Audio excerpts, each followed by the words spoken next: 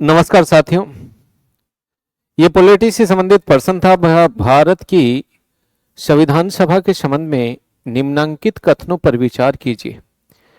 संविधान सभा का अंतिम अधिवेशन 24 जनवरी 1950 को हुआ। ये बात सही है मेरे दोस्तों। संविधान सभा है, संविधान सभा में कोई ज्यादा अधिवेशन नहीं हुए थे। संविधान सभा के ओनली 12 अधिवेशन हुए थे। कितने अधिवेशन हुए थे? 12 अधिवेशन हुए थे। इसमें जो पहला अधिवेशन हुआ था, प्रथम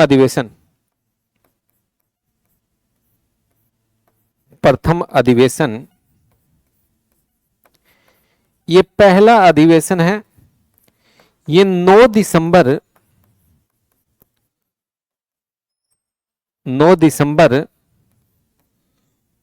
1946 से प्रारंभ हुआ था। कब से प्रारंभ हुआ था? 9 दिसंबर 1946 से प्रारंभ हुआ था। 9 दिसंबर 1946 से, और तब से लेके मेरे दोस्तों ये 23 दिसंबर 1946 तक चला था। 23 दिसंबर 1946 तक। इसी दौरान पहली बैठक हुई थी 9 दिसंबर 1946 को, पहली बैठक। और इस प्रथम बैठक में जो अध्यक्ष बनाया गया था, वो अध्यक्ष किसको बनाया गया था? तो सच्चिदानंद सिन्हा को बनाया गया था। किसको बनाया गया था भाई? सच्चिदानंद सिन्हा को बनाया गया था। इनको जो अध्यक्ष बनाया गया था, तो इनके नाम का जो प्रस्ताव रखा था, वो प्रस्ताव किसने रखा था? तो आचार्य जेबी कृपलानी ने रखा था। किसने रखा था भाई? आचार्य जेबी कृपलानी। पूरा नाम क्या है? आचार्य जीवंत राम भगवंत दास कृपलानी। मेरे दोस्तों, इनका जो समर्थन किया था, वो समर्थन ओनली 207 प्लस से 4 लोगों ने किया था, यानी 211 लोगों ने किया था। कितने लोगों ने किया था? 211 लोगों ने। जिसमें कितनी महिलाएं थी? 9 महिलाएं भी थी।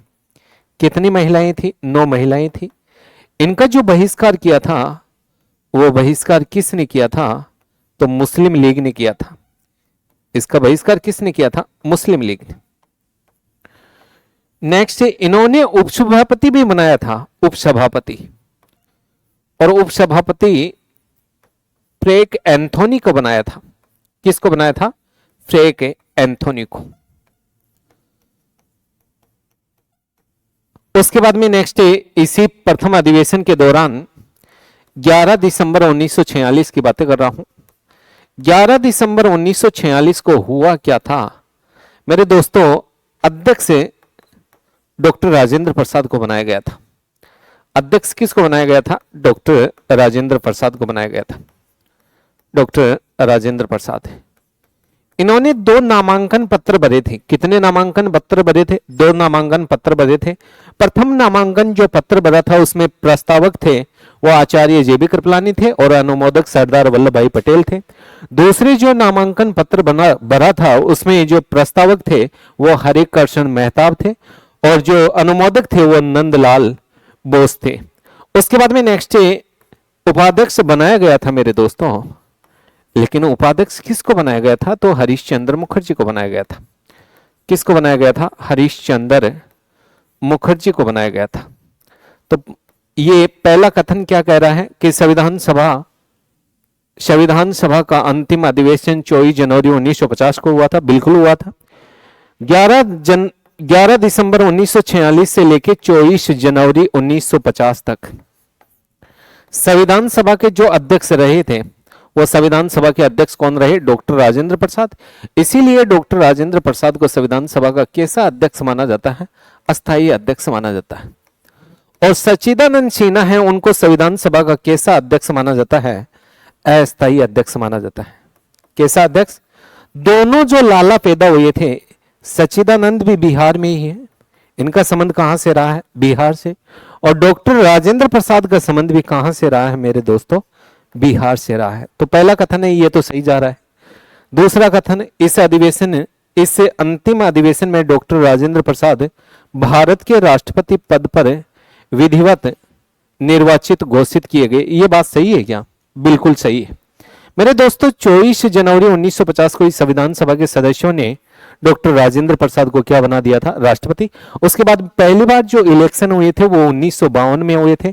1952 में डॉक्टर राजेंद्र प्रसाद ने केटी साहा को पराजित किया था। किसको पराजित किया था? केटी साहा को। और 1957 में जो चुनाव हुए थे उस समय डॉक्टर राजेंद्र प्रसाद ने एनएन दास को पराजित किया था। किसको पराजित किया था? एनएन दास को पराजित किया था। तो ये बात भी सही है। इसका जो राइट आंसर होगा वो क्या होगा? बी होगा। एक और दो दोनों सही है। तो ये पॉलिटी का एक प्रश्न था जो मैंने आपको बता दिया कि इसका जो आंसर होगा वो बी होगा। अब ज्योग्राफी वाली सर आएंगे और ज्योग्राफी के जो प्रश्न है वो देखेंगे।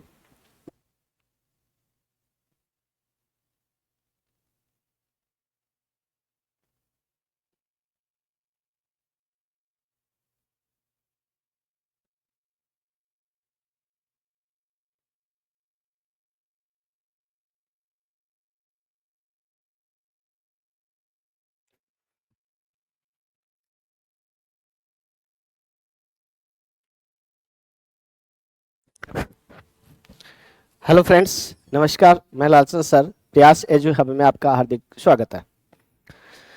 और हम देखेंगे अब ज्योग्राफी के प्रश्न। और ज्योग्राफी के प्रश्नों में देखो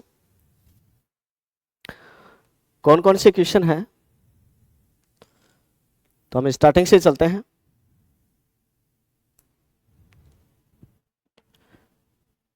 पहला प्रश्न, हालांकि ये वैसे तो आपके मंदिर मंदिर का है, लेकिन इसमें अपने लूणी नदी का भी संबंध है। तो इसको देख लेते हैं कि लूणी नदी की तलहटी तिलवाड़ा बालोतरा में किस लोक देवता का मंदिर बना हुआ है? तो दोस्तों ये मल्लीनाथ जी हैं, जिनका मंदिर है तिलवाड़ा बालोतरा बाड़मेर। यहां पर कह सकते हैं कि तिलवाड़ा की सभ्यता भी है, जो कि लूणी नदी के किनारे बसी हुई है। तिलवाड़ा की सभ्यता लूणी नदी के किनारे। और यहाँ पर मल्लीनाथ जी का मंदिर भी है, और यहाँ पर मल्लीनाथ जी का पशु मेला भी आयोजित किया जाता है। तो इसका ऑप्शन हो जाएगा आपका बी ऑप्शन।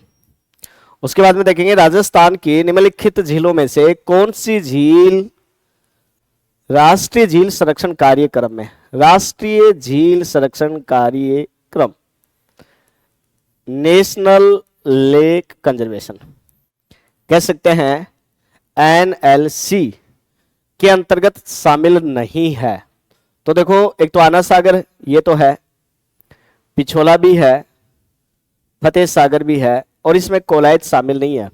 आपको पता होगा राष्ट्रीय झील संरक्षण कार्यक्रम आना सागर और पुष्कर, आना सागर पुष्कर अजमेर में दो झील हैं जो राष्ट्रीय झील संरक्षण कार्यक्रम में शामिल है। उदयपुर में दो हैं, पिछोला है और फतेह सागर है। ये उदयपुर की दो झील है, पिछोला और उदय सागर, ये भी राष्ट्रीय झील संरक्षण कार्यक्रम में शामिल है। और याद रखना नक्की झील है, इसको भी राष्ट्रीय झील संरक्षण कार्यक्रम में शामिल किया गया। और एक जयपुर की मानसागर है, मानसागर जयपुर, इसको भी राष्ट्रीय झील संरक्षण कार्यक्रम में शामिल किया गया। इसमें कोलायत को शामिल नहीं किया गया है। लेकिन अच्छा, कोलायत आपको पता होगा बीकानेर में। कहां पर है? बीकानेर। इस कार्यक्रम का उद्देश्य था झीलों को साफ करना एवं उनका संरक्षण करना। उसके बाद में देखेंगे बिजोलिया से भैंसरोडगढ़, भैंसरोडगढ़ से बिजोलिया के बीच में कौन सा पठार है? तो देखो सीधा सा आंसर हो जाता है इसका ऊपर माल का पठार। दोस्तों ये जो ऊपर माल का पठार है ये भैंसरोडगढ़ से बिजोलिया के बीच में लावा से बना है, लावा से बना है। और याद रहे हाड़ौती के पठार का भाग है, हाड़ौती के पठार का भाग है। और अगर जिले पूछ लिए जाए तो याद रखना ये चित्तौड़गढ़, चित्तौड़गढ़, भीलवाड़ा और बूंदी 3 जिलों में फैला हुआ है। कितने जिलों में? 3। चित्तौड़गढ़, भीलवाड़ा और बूंदी 3 जिलों में फैला हुआ है ऊपर माल का पठार। मेसा के पठार के बारे में आपको पता होगा। मेसा के पठार पर चित्तौड़गढ़ बसा हुआ है। चित्तौड़गढ़ जो दुर्ग है वो मेसा के पठार पर बसा हुआ है और इसकी ऊंचाई जो है वो 620 मीटर है। उड़िया का पठार राजस्थान का सबसे ऊंचा पठार है। राजस्थान का सबसे ऊंचा पठार है उड़िया और यह है सिरोही जिले में और इसकी ऊंचाई 1360 मीटर है। ध्यान रहे, बोराट का पठार तो सबसे ज्यादा एग्जाम में पूछा जाता है, जो कि गोगुंदा और कुंभलगढ़ के बीच में है। गोगुंदा और कुंभलगढ़ के बीच में है बोराट का पठार। जिला पूछा जाए तो उदयपुर। कौन सा जिला आ जाएगा? उदयपुर। इस पठार की ऊंचाई 1225 मीटर है और इसमें आपका ऑप्शन हो जाएगा ए, ऊपर माल का पठार। उसके बाद में देखें, कौन सा बालू का स्तूप पवनामुखी ढाल मंद होता है? कौन से टीले का पवनमुखी ढाल मंद होता है और पवन विमुखी ढाल तीव्र होता है? तो देखो इसका सही आंसर हो जाएगा बरखान। दोस्तों जो बरखान टीला होता है ये इस तरीके से आकृति में होता है। मैं कह सकता हूं कि इसकी जो आकृति होती है वो अर्धचंद्राकार होती है। अर्धचंद्राकार। राजस्थान में मरुस्थलीकरण के लिए सबसे ज्यादा जिम्मेदार माना जाता है। जिधर से हवा आती है उसको कहते हैं हम पवन मुखी ढाल। पवन मुखी ढाल हमें इसका मंद होता है, लेकिन जो पवन विमुखी ढाल होता है, ये तीव्र होता है दोस्तों। और ये सबसे ज्यादा जो पाए जाते हैं बरखान, ये सर्वाधिक पाए जाते हैं। गांव प्रसिद्ध है बालेरी चूरू का और ये सर्वाधिक वैसे पाए जाते हैं शेखावाटी क्षेत्र में। शेखावाटी क्षेत्र में मरुस्थलीकरण के लिए सबसे ज्यादा जिम्मेदार है और इनको सबसे खतरनाक टीला माना जाता है। सबसे खतरनाक है बरखान। अनुदैर्घ्य जो टीला होता है ये हवा की दिशा के समानांतर होता है। अनुप्रस्थ होता है, ये हवा की दिशा के समकोण, आड़े और तिरछे होते हैं। आड़े और तिरछे होते हैं। नेबखा ये छोटी झाड़ियों के सहारे बनते हैं।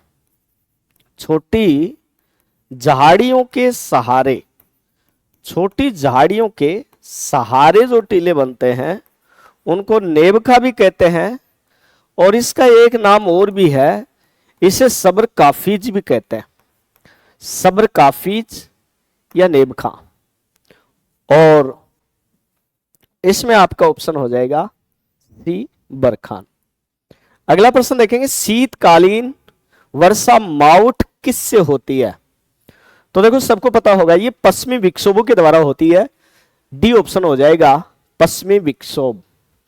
दोस्तों ये जो पश्चिमी विक्षोभ हैं इनको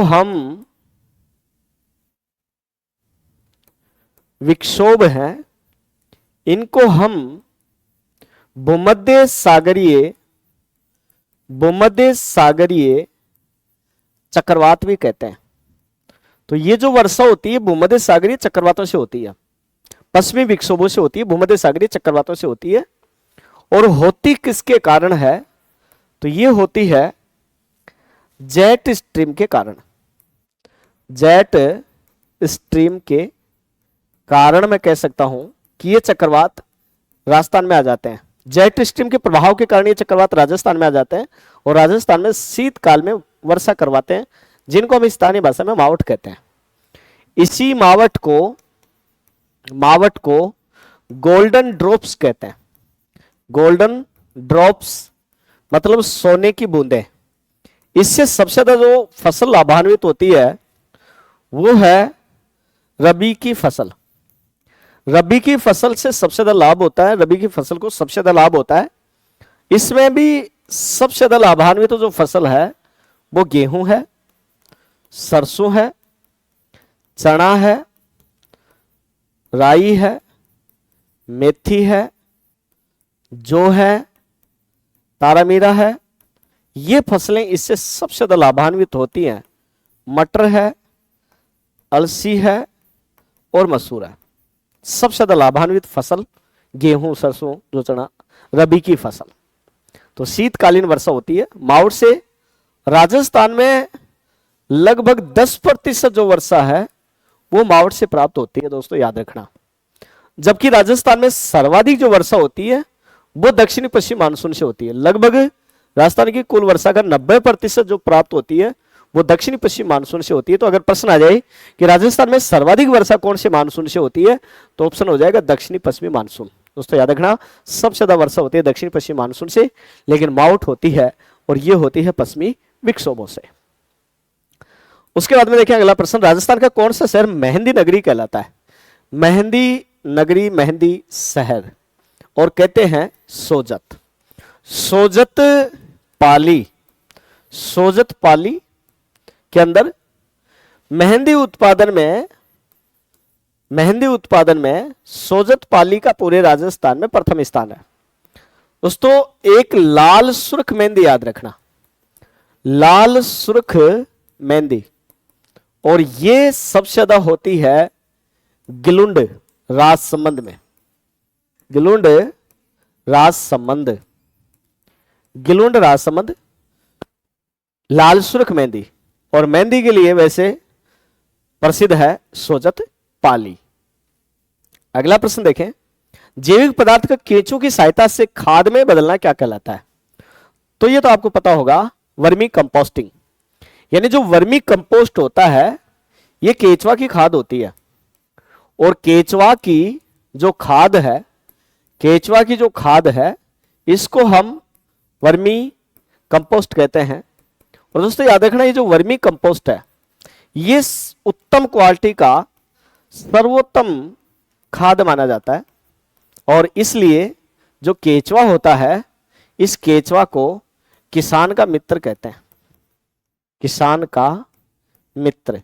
तो ये भी प्रश्न पूछ लेते हैं कि किसान का मित्र किसे कहा जाता है? तो केंचुआ। याद रहे, वर्मी कंपोस्ट बनती है। उसके बाद में अगला प्रश्न देखेंगे, मनसा माता कंजर्वेशन जोन कहां पर है? मनसा माता संरक्षण क्षेत्र, और ये सीधा सा आंसर हो जाएगा आपका झुंझुनू में। झुंझुनू में एक तहसील है, तहसील का नाम है उदयपुर वाटी, उदयपुर वाटी। तो ये मनसा माता जो कंजर्वेशन जोन है ये उदयपुर वाटी में है। दोस्तों याद रखना, झुंझुनू में एक मनसा माता कंजर्वेशन जोन है, एक साकंबरी है। साकंबरी झुंझुनू और सीकर के बॉर्डर पर 2 जिलों के अंदर पड़ता है, याद रखना, साकंबरी कंजर्वेशन जोन। झुंझुनू में एक बीड कंजर्वेशन जोन है, झुंझुनू के अंदर ही है, और झुंझुनू में एक बांसियाल कंजर्वेशन जोन है फर्स्ट, और एक है बांसियाल कंजर्वेशन जोन सेकंड। और ये दोनों झुंझुनू में पड़ते हैं, खेतड़ी तहसील में, खेतड़ी झुंझुनू। ये कंजर्वेशन जोन झुंझुनू के हैं। याद रहे, पूरे राजस्थान में वर्तमान में कुल कंजर्वेशन जोनों की संख्या 37 है। दोस्तों याद रखना, टोटल कितने हैं? 37। उसके बाद में देखें अगला प्रश्न, लूणी नदी में जल प्रदूषण का मुख्य कारण क्या है? ये बार बार परीक्षा में प्रश्न आता है, लूणी नदी में जल प्रदूषण का मुख्य कारण। तो सीधा सा ऑप्शन हो जाएगा वस्त्रों की रंगाई और छपाई। तो क्या है कि जो लूणी नदी है, लूणी नदी में जो प्रदूषण होता है उसका मुख्य कारण है रंगाई और छपाई। एक तो दोस्तों याद रखना, इसके आसपास का जो क्षेत्र है वहां पर कपड़े की रंगाई का काम खूब होता है, रंगाई और छपाई का काम खूब होता है। यहां एक तो पाली के अंदर एक मिल है जो कि कहते हैं महाराजा उमेद सिंह कॉटन मिल, और ये है पाली के अंदर राजस्थान की सबसे बड़ी सूती वस्त्र मिल है, सबसे बड़ी सूती वस्त्र मिल है। तो एक तो यहां से जो गंदा पानी है वो लूनी तक पहुंचता है, एक यहां पर मलीर प्रिंट है, अजरक प्रिंट है, ये बाड़मेर की प्रमुख प्रिंट हैं जिनकी वजह से रंगाई छपाई के कारण लूनी का जल जो है वो प्रदूषित होता जा रहा है। इसलिए लूनी नदी को कहते हैं, याद रखना, लूनी नदी को राजस्थान की यमुना कहा जाता है। दोस्तों याद रखना, राजस्थान की यमुना किस नदी को कहते हैं? तो लूनी को कहते हैं। क्लियर? उसके बाद में देखेंगे अगला प्रश्न कि राजस्थान की कौन सी संस्था राजस्थान में औद्योगिक विकास को गति देने वाली शीर्ष संस्था है? वैसे तो ये सारी संस्था जो है राजस्थान में औद्योगिक क्षेत्र को बढ़ावा देती है, लेकिन सबसे शीर्ष संस्था पूछिए, सबसे बड़ी संस्था, ऑप्शन हो जाएगा रिको। दोस्तों याद रखना, राजस्थान औद्योगिक इन्वेस्टमेंट निगम, रिको, राजस्थान में औद्योगिक विकास को बढ़ावा देने वाली सबसे बड़ी संस्था है। और इसकी स्थापना की बात करें तो वैसे तो मूल रूप से इसकी स्थापना की गई थी 28 मार्च 1969 में, लेकिन उस समय इसका नाम रिको नहीं था, उस समय इसका नाम रिमडेक था। लेकिन बाद में स्वतंत्र संस्था के रूप में इसकी स्थापना की गई थी 1 जनवरी 1980। तो रिको ने स्वतंत्र संस्था के रूप में काम किया था 1 जनवरी 1980। राजस्थान में औद्योगिक क्षेत्र को बढ़ावा देने वाली सबसे बड़ी संस्था है। एक दोस्तों याद रखना कि राजस्थान में छोटे उद्योगों को बढ़ावा देने के लिए जो संस्था काम कर रही है, छोटे उद्योग, जिसको मैं कह सकता हूं कि लघु उद्योगों को बढ़ावा देने वाली जो सबसे बड़ी संस्था है वो राजसिको है। राजसिको, जिसकी स्थापना की गई थी 3 जून 1961 में, 3 जून 1961। अगला प्रश्न देखेंगे, राजस्थान में ऊर्जा संरक्षण दिवस कब मनाया जाता है? तो सीधा सा ऑप्शन हो जाएगा आपका बी, 14 दिसंबर। दोस्तों 5 जून आपको सबको पता होगा कि 5 जून को पर्यावरण दिवस मनाते हैं। पर्यावरण दिवस मनाया जाता है 5 जून को। 21 मार्च को मनाते हैं वानिकी दिवस। वानिकी दिवस मनाया जाता है 21 मार्च को। और पृथ्वी दिवस मनाया जाता है 22 अप्रैल को। पृथ्वी दिवस मनाया जाता है 22 अप्रैल। नेक्स्ट आगे देखेंगे, 2011 की जनगणना के अनुसार निम्नलिखित में से कौन से द्वितीय न्यूनतम जनसंख्या घनत्व है? देखो राजस्थान में सबसे कम जनसंख्या घनत्व तो जैसलमेर का है। जैसलमेर का जनसंख्या घनत्व है 17 व्यक्ति प्रति वर्ग किलोमीटर। 17 व्यक्ति प्रति वर्ग किलोमीटर। दोस्तों दूसरे नंबर पर आता है बीकानेर। बीकानेर का जनसंख्या घनत्व है 78 व्यक्ति प्रति वर्ग किलोमीटर। तीसरे नंबर पे आता है बाड़मेर। बाड़मेर का 92 व्यक्ति प्रति वर्ग किलोमीटर। और चौथे नंबर पर आता है चूरू, 147 व्यक्ति प्रति वर्ग किलोमीटर। अब आप देखेंगे इसमें दूसरा पूछ लिया इन्होंने, सबसे कम तो जैसलमेर लेकिन दूसरा बीकानेर। आपका ऑप्शन हो जाएगा डी, बीकानेर, 78 व्यक्ति।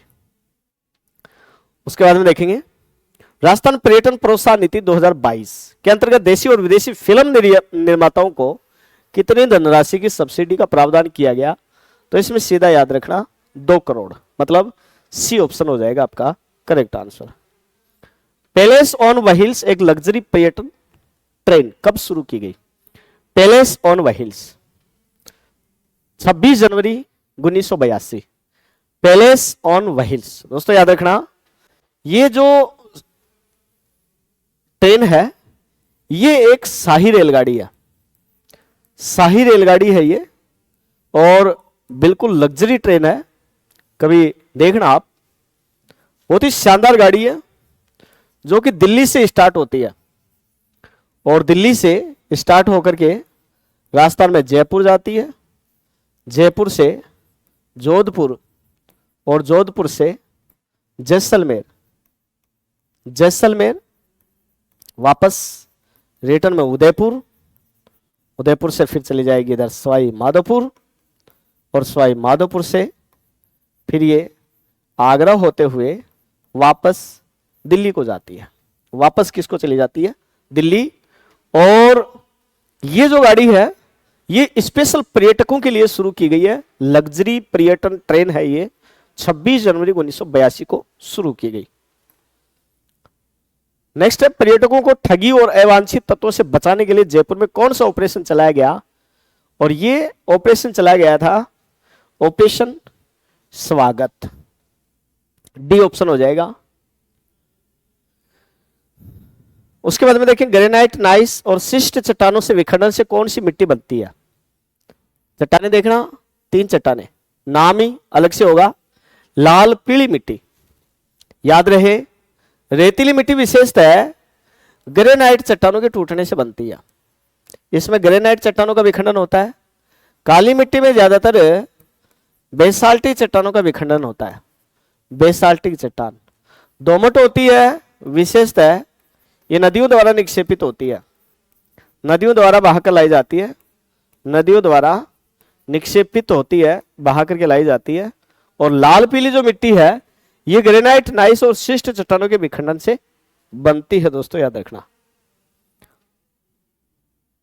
एक प्रश्न ये जो बार बार एग्जाम में आता है, कई बार देखना आप, कि राजस्थान के कौन से जिले संलग्न जिले? संलग्न मतलब एक दूसरे से सटे हुए हैं, और इसमें आपका ऑप्शन हो जाएगा बी, सिरोही, पाली और जालोर, जो कि राजस्थान के संलग्न जिलों की श्रेणी में शामिल किए जाते हैं। और अब आपके आगे आ जाएंगे कल्चर के क्वेश्चन, और अपना 1-2 क्वेश्चन आगे और भी है।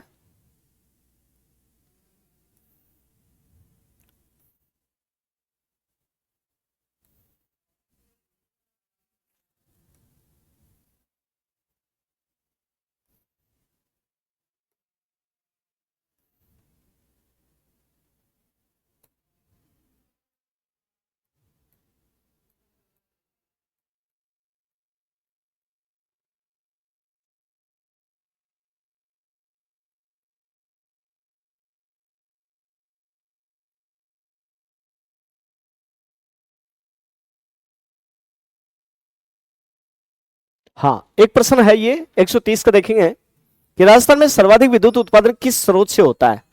सबसे ज्यादा जो बिजली राजस्थान में बनती है वो ताप विद्युत से बनती है। दोस्तों देखेंगे कि राजस्थान में सबसे ज्यादा जो बिजली बनती है वो ताप विद्युत है, और ये जो ताप विद्युत है ये बनाई जाती है कोयले से, जिसको हम थर्मल पावर कहते हैं। इसमें कोयला, प्राकृतिक गैस और पेट्रोलियम को इसमें शामिल किया जाता है। इन 3 स्रोतों से ताप विद्युत बनती है दोस्तों, याद रखना। और राजस्थान में वैसे औसतन अगर देखा जाए तो लगभग 80% जो बिजली है राजस्थान में वो ताप विद्युत से प्राप्त की जा रही है। राजस्थान में पवन ऊर्जा, सौर ऊर्जा और जल ऊर्जा से बिजली कम प्राप्त होती है, लेकिन वर्तमान में राजस्थान में जो सर्वाधिक संभावना है बिजली उत्पादन की वो सौर ऊर्जा से बिजली उत्पादन की राजस्थान में सर्वाधिक संभावना पाई जाती है। तो संभावनाएं सर्वाधिक पूछी जाए तो सौर ऊर्जा, जबकि वर्तमान में बिजली सबसे ज्यादा बन रही है ताप विद्युत। अगला प्रश्न देखें, राजस्थान में रबी फसलों की बुआई किस ऋतु में होती है? रबी फसलों की बुआई तो सबको पता होगा, सर्दियों में रबी की फसल उगाते हैं और वर्षा में या ग्रीष्म ऋतु में खरीफ की फसल उगाते हैं। तो वैसे देखा जाए तो देखो खरीफ की जो फसल होती है उसका टाइमिंग होता है जून जुलाई। बोने का टाइम होता है जून जुलाई, और काटने का टाइम होता है सितंबर और अक्टूबर। सितंबर और अक्टूबर। और जो रबी की फसल होती है, रबी की जो फसल होती है उसकी बुआई होती है अक्टूबर और नवंबर, और इसकी कटाई हो जाती है मार्च और अप्रैल। उसके बाद में एक फसल हमारे यहां पर और उगाई जाती है और उसका नाम है जायद। और जो जायद की फसल है उसका टाइमिंग माना जाता है फरवरी से मार्च, और फिर इसकी जो कटाई होती है वो हो जाती है मई से जून। और इस प्रकार से राजस्थान में 3 तरह की फसल उगाई जाती है, खरीफ, रबी और जायद। आपका आंसर हो जाएगा इसमें सी, ऑप्शन सी। और अब आपका प्रश्न आ जाएगा कल्चर का। तो अब आपके सामने आ रहे हैं क्वेश्चन सोल्व करवाने के लिए कल्चर वाले sir Bhati ji. Sir thank you, धन्यवाद।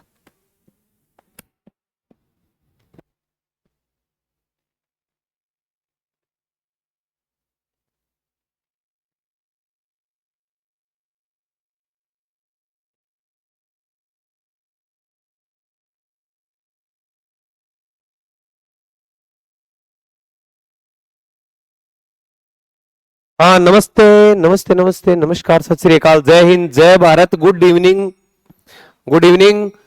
तो आर्ट एंड कल्चर के जो क्वेश्चन है उनके ऊपर बच्चों अपन चर्चा करने वाले हैं। छोटी सी चर्चा करेंगे, बिल्कुल छोटी सी, नॉर्मल सी चर्चा कर लेंगे, कोई दिक्कत वाली बात नहीं है इसमें।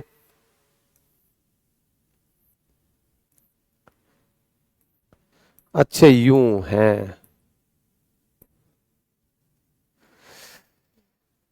लूनी नदी तिलवाड़ा बालोतरा में, ठीक है। हाँ, राजस्थान की झील में से, ठीक है। अपना बस आने दो प्रश्न, आते ही तो मैं करवा ही दूंगा।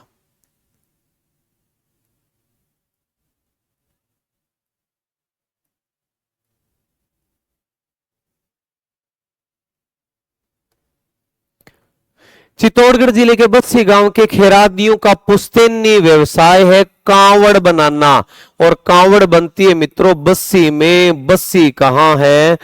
चित्तौड़गढ़ के अंदर। बस्सी कहां है? चित्तौड़गढ़ के अंदर है कांवड़, ठीक है। कांवड़ बस्सी चित्तौड़गढ़ के अंदर, ठीक है।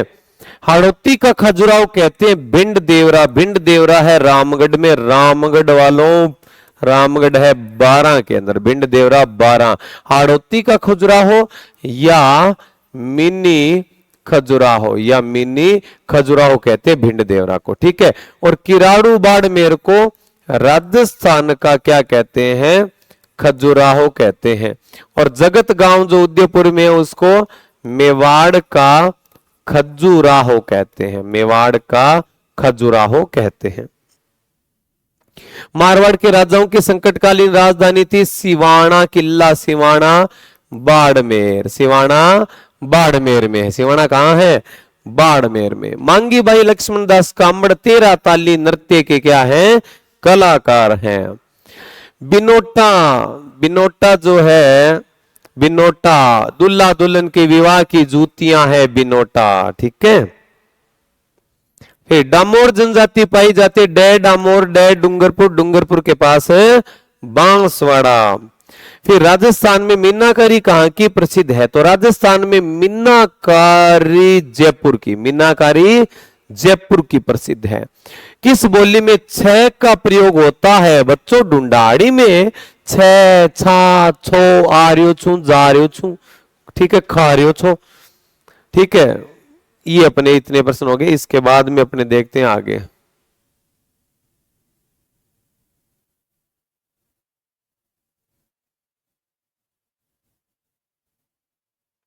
और अपने कहां है प्रश्न?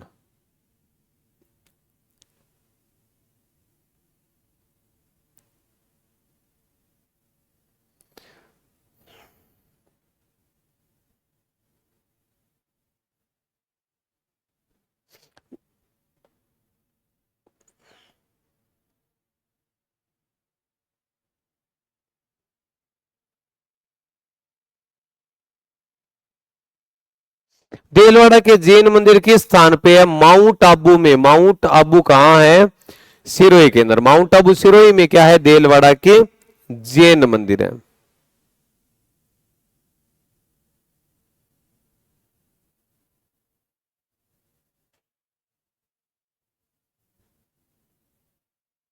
बस, तो ये हमारे कल्चर के थोड़े से प्रश्न थे और मैंने आपको करवा दिए। आज के आंसर की बहुत ज्यादा बनानी थी, प्रत्येक फैकल्टी को तीन तीन चार चार आंसर की बनानी थी, अलग अलग video.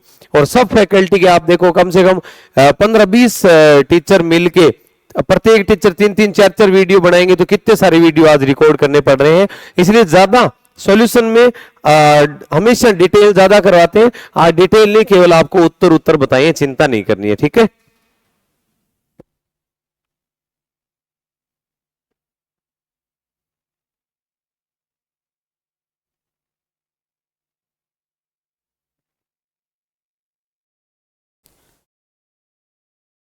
Hello students, welcome all of you. This is Kartar Singh here and I welcome on प्रयास एड्यू हब एजुकेशन जो अपना यूट्यूब चैनल है उस पर। और जैसे कि आपने पेपर दिया होगा उसमें लास्ट के जो आपको 9 क्वेश्चन मिले होंगे वो इंग्लिश के क्वेश्चंस थे। और उसमें क्वेश्चंस में देखिए आप पहला, हु सेज, कौन कहता है, it is not a method. जो स्ट्रक्चरल मैथड है ये मैथड नहीं है, इट इज़ एन अप्रोच, ये एक अप्रोच है। Any method can be used with it, इसके साथ कोई सा मेथड भी यूज कर सकते हैं, ऑडियो लिंगुअल, डायरेक्ट, कुछ भी, स्ट्रक्चर्स बना बना के पढ़ाओ बस। ये बात CS भंडारी साहब ने कही थी, तो आंसर इसका ए कर देंगे। फिर अगला क्वेश्चन देखिए आप लोग, language teachers major role in audio lingual method. जो लैंग्वेज टीचर होता है उसका ऑडियो लिंगुअल मेथड में मेन रोल क्या होता है? टीचर जो है वहां पर उसका मेन रोल है कि वो खुद ही सब कुछ करवाता है, बच्चा उसको कॉपी करता है, उसको इमिटेट करता है, वो खुद एक रोल मॉडल होता है, वो जैसा बोलेगा वैसे ही स्टूडेंट बोलेंगे। तो वो एक टारगेट लैंग्वेज के मॉडल के रूप में यूज होता है। लिसनर नहीं होगा, स्पीकिंग नहीं, वो मॉडल होता है and students follow him, students को फॉलो करते हैं। कम्युनिकेटिव एक्टिविटीज करानी चाहिए बच्चों को। अगर आपको इंग्लिश बुलवाना सिखाना है तो कौन कौन सी एक्टिविटीज करवाएंगे आप? फंक्शनल कम्युनिकेशन एक्टिविटीज, बच्चों को इंग्लिश सिखाना ताकि वो फंक्शन यूज कर सकें, उसको काम में ले सकें। यस। सोशल इंटरेक्शन एक्टिविटीज, बच्चे आपस में बातचीत कर सकें, ये बात भी सही है, तो दोनों सही है, both A and B। Social मतलब समाज में कब किससे कैसे बात करनी है, बड़ों से कैसे करनी है, छोटों से कैसे करनी है, ठीक है ना, ये होगा। तो आंसर सी करेंगे। Learning by doing leads to, learning by doing का मतलब क्या होता है? एक्टिविटी, आप कर करके एक्टिविटी करके करो, तो इसके अंदर एक्टिविटी आएगी, आंसर इसका बी करेंगे। The cost of all these articles, इन सभी आर्टिकल्स की जो कीमत है वो बढ़ चुकी है। कॉस्ट, कीमत बढ़ गई है, आर्टिकल्स नहीं बढ़े हैं, उनकी कीमत बढ़ी है। तब दो सब्जेक्ट OF से जुड़े होते हैं तो वर्ब जो होती है वो पहले वाले सब्जेक्ट के हिसाब से आती है, और पहले वाला सब्जेक्ट यहाँ पर सिंगुलर है तो वर्ब सिंगुलर आएगी। और कीमत बढ़ चुकी है, थर्ड फॉर्म है तो प्रेजेंट परफेक्ट टेंस है, और सिंगुलर है तो हैज आएगा, हैज रीजन। बाकी सब में देखो प्लूरल दे रखी है तो इसमें हैज का यूज आप लोग करेंगे, ठीक है ना। फिर देखिए आप अगला question, this is the only one of his novels, ये उसका इकलौता नॉवल है जो पढ़ने के लायक। इकलौता है तो क्या होगा? इज यूज होगा, इज वर्थ रीडिंग, है ना। इकलौता एक ही है तो सिंगुलर वर्ब आएगी, बाकी तीनों वर्ब प्लूरल दे रखी हैं। कस्टम ऑफ, ये आ गया आपके वन वर्ड का, custom of having many wifes, कई पत्नियां रखने का जो कस्टम होता है क्या कहलाता है? वो कहलाता है पोलीगैमी। क्या कहलाता है? पोली। एक ही अगर वाइफ हो तो मोनो, दो हो तो बाई, एक से ज्यादा पत्नी को रखता हो तो पोलीगैमी होता है। He said I will come again, तो ये डायरेक्ट है, विल का क्या कर देंगे आप? वुड करेंगे, और कम का कम रहेगा, तो देखो विल का वुड केवल एक में ही किया है तो आंसर आप डी करेंगे। लास्ट क्वेश्चन है हैपलेस, हैपलेस यानी होता है अनलकी, अनफॉर्चुनेट, और यहां पर इसका क्या हो जाएगा दोस्तों? लकी हो जाएगा, तो आंसर आप सी कर देंगे। तो आई होप ये समझ में आ गया होगा। Thank you so much, see you in the next class, bye bye and take care. हाँ भैया, आपके जो साइंस की क्वेश्चन है, तो एक तो क्वेश्चन है पादपों में नाइट्रोजन किस रूप में अवशोषित होता है। ये क्वेश्चन आपका जो केमिस्ट्री का टॉपिक है ना, तत्व यौगिक मिश्रण वाला, वहां से पूछ सकता है। तो पादपों में जो नाइट्रोजन अवशोषित होता है वो नाइट्रेट के रूप में अवशोषित होता है। दूसरा है सहजीवी नाइट्रोजन स्थिरीकरण करने वाला जीवाणु कौन सा है? तो राइजोबियम है। और तीसरा है दूध किस प्रकार का मिश्रण है? तो दूध विषमांगी मिश्रण है, क्योंकि दूध एक कोलाइड मिश्रण है और जितने भी कोलाइडी मिश्रण होते हैं, जितने भी निलंबन मिश्रण होते हैं, सस्पेंशन होते हैं, वो सारे विषमांगी मिश्रण होते हैं, जबकि जितने भी वास्तविक विलयन हैं वो सारे समांगी मिश्रण होते हैं। तो दूध, खून, स्याही, गोंद, बारूद, ये सारे के सारे विषमांगी मिश्रण हैं। धन्यवाद। डियर स्टूडेंट, नमस्कार सभी को। प्रयास के ऑनलाइन एजुकेशन पर आप सभी का स्वागत है। हमारी जो टास्क आधारित टेस्ट सीरीज चल रही है 2.0, उसमें जो साइंस में जो L1 है, साइंस है, उसमें जो फिजिक्स के 2-3 क्वेश्चन आते हैं उसके हम देखो सॉल्यूशन करवा रहे हैं। पहला है, गति करने के लिए स्वतंत्र 1 kg की वस्तु पर 1 न्यूटन बल लगाया जाता है। देखो स्वतंत्र है, 1 kg की वस्तु है। अब देखो 1 kg की क्या है, वस्तु है, द्रव्यमान दे दिया कितना, 1 kg, और उस पर बल कितना लगाया, यह वस्तु है, इसका द्रव्यमान 1 kg है और उस पर बल लगाया 1 न्यूटन। कितना बल लगाया, 1 न्यूटन बल हमने लगाया। तो वस्तु क्या पूछा है, उसकी चाल दे रखी है, 1 मीटर प्रति सेकंड स्क्वायर प्राप्त करती है, 10 मीटर प्रति सेकंड स्क्वायर का त्वरण प्राप्त करती है, 1 मीटर प्रति सेकंड स्क्वायर का त्वरण प्राप्त करती है और 1 मीटर दूरी तय करती है। अब जो अपन जानते हैं F बराबर m में होता है, F बराबर m में होता है। F दे रखा कितना, 1 न्यूटन, और m भी कितना, 1 इंटू a बराबर 1 मीटर प्रति सेकंड का स्क्वायर। उसका त्वरण कितना आया, 1 मीटर प्रति सेकंड का स्क्वायर। तो क्या है, उसका त्वरण 1 मीटर प्रति सेकंड स्क्वायर को वो प्राप्त करती है। त्वरण पूछा है आपसे, दूरी भी आप निकालना चाहो तो निकाल सकते हो, लेकिन क्या वो दूरी तय नहीं करती है। तो क्या है, उसका क्या त्वरण कितना हो जाएगा, 1 मीटर प्रति सेकंड स्क्वायर का वो त्वरण उत्पन्न करती है। नेक्स्ट प्रश्न है, m द्रव्यमान के एक कण की गति को किस के रूप में दर्शाया है, y बराबर ut प्लस 1/2 gt स्क्वायर के द्वारा। तो कार्य करने वाला बल, बल पूछा आपसे। बल आप जानते हो क्या होता है, बल बराबर F बराबर m में होता है। अब अगर आपको m दे रखा है, इसका a का पता हो तो आप निकाल सकते हो। तो क्या गति का समीकरण दे दिया उसने, y बराबर ut प्लस 1/2 gt स्क्वायर। आपको पता है इसका अवकलन करेंगे dy/dt, तो कितना आ जाएगा, u प्लस 2 गुणा 1/2 gt, 2 से 2 कट गया, d2y, ये तो क्या है आपका वेग है, और d2y अपॉन dt स्क्वायर करोगे आप तो ये क्या आ जाएगा, त्वरण आता है। कितना आ जाएगा, ये 0 हो जाएगा, ये t रहेगा तो क्या आ जाएगा, g, कितना आ जाएगा, g के बराबर आ जाएगा।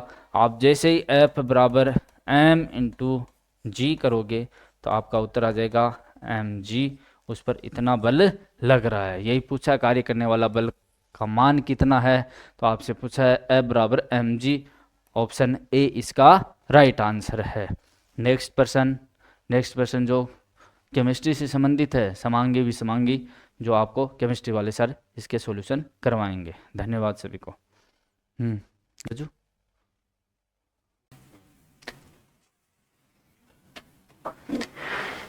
नमस्कार दोस्तों, स्वागत है आपका प्रयास है जो हब के इस ऑनलाइन प्लेटफॉर्म पर। मैं कमल बाजी और आप मेरे साथ देख रहे हैं शिक्षक ग्रेड 3 टास्क आधारित टेस्ट सीरीज 2.0 के मैथ्स के L1 के क्वेश्चनों का मैं सॉल्यूशन आपको करवाऊंगा।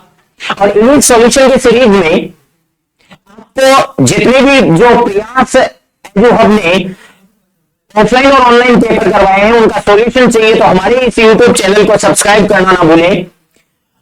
देखिएगा पहला क्वेश्चन L1 का क्या है, 2.50 रुपए प्रति पेंसिल की दर से पेंसिलें बेचने पर विनोद को 110 रुपए का लाभ होता है, मतलब 2.5 रुपए प्रति पेंसिल के हिसाब से बेचता है। तो मैं मान लेता हूं विनोद के पास में सपोज x पेंसिल है, विनोद के पास में सपोज पेंसिल्स की संख्या कितनी है, x पेंसिल है, पेंसिल सपोज x है और x पेंसिल को 2.5 रुपए प्रति पेंसिल के हिसाब से बेच रहा है, 2.5 रुपए प्रति पेंसिल के हिसाब से बेच रहा है। तो एक्स पेंसिलों का जो मूल्य आएगा उसको विक्रय मूल्य बोलेंगे, और विक्रय मूल्य में 110 रुपए का लाभ घटा लूंगा तो क्रय मूल्य आ जाएगा, और इसमें से 110 रुपए का लाभ घटा लूंगा, ये लो, तो क्रय मूल्य आ गया मेरे पास में। क्या आ गया, क्रय मूल्य आ गया। ओके, फिर अगला क्या बोल रहा है कि इतनी ही पेंसिल 1.7 रुपए प्रति पेंसिल के हिसाब से बेचने पर 55 रुपए की हानि होती है। इतनी ही पेंसिल 1.75 रुपए प्रति पेंसिल के हिसाब से बेचने पर 1.75 रुपए प्रति पेंसिल के हिसाब से बेचने पर 55 रुपए की हानि होती है।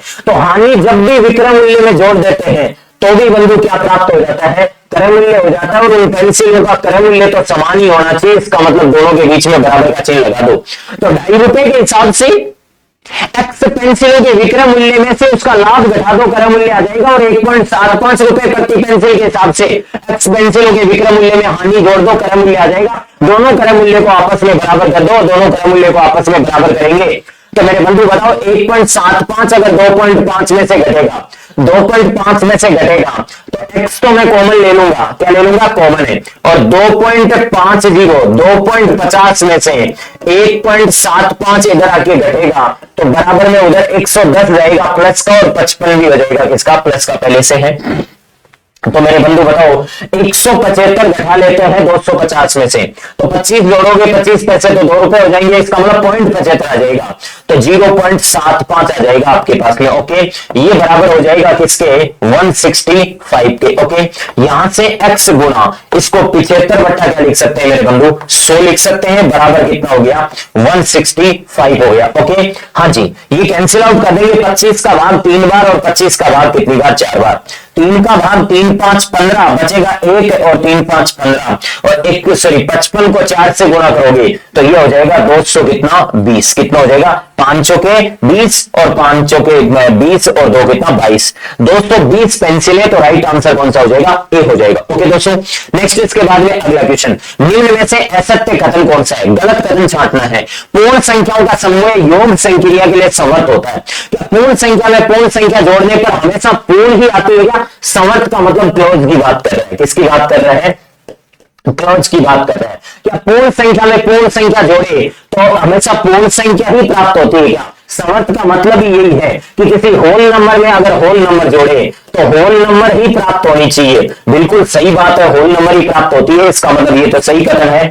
पूर्ण संख्याओं का समूह व्यवकलन संक्रिया के लिए समर्थ होता है। क्या पूर्ण संख्या में से पूर्ण संख्या घटाएं तो पूर्ण संख्या ही प्राप्त होती है कि कोई जरूरी नहीं है, ये कथन असत्य हो जाएगा। पूर्ण संख्या में से पूर्ण संख्या घटाएं तो पूर्ण संख्या ही प्राप्त हो, कोई जरूरी नहीं है। जैसे बंधु किसी पूर्ण संख्या में से पूर्ण संख्या घटा ले, किसी पूर्ण संख्या में से पूर्ण संख्या घटा ले, कोई जरूरी नहीं है कि वो पूर्ण संख्या ही आ जाए। जैसे 5 में से घटा ले तो कोई पूर्ण संख्या 7 है और घटाते ही माइनस का 2 आएगा और माइनस का 2 क्या नहीं है, पूर्ण संख्या नहीं है। माइनस का 2 क्या नहीं है, पूर्ण संख्या नहीं है। इसका मतलब ये समर्थ नहीं होगा। ओके, तो इसका मतलब ये कह रहा समर्थ होगा, ये कथन क्या हो जाएगा, गलत हो जाएगा। फिर कह रहा पूर्ण संख्याओं का समूह गुणन संक्रिया के लिए समर्थ होता है, बिल्कुल सत्य बात है, सत्य है, समर्थ होता है। पूर्ण संख्या को पूर्ण संख्या से गुणा करें, होल नंबर को होल नंबर से मल्टीप्लाई करें तो हमेशा होल नंबर ही आती है। 0 को 5 से मल्टीप्लाई कर लो, 0 पूर्ण संख्या होती है।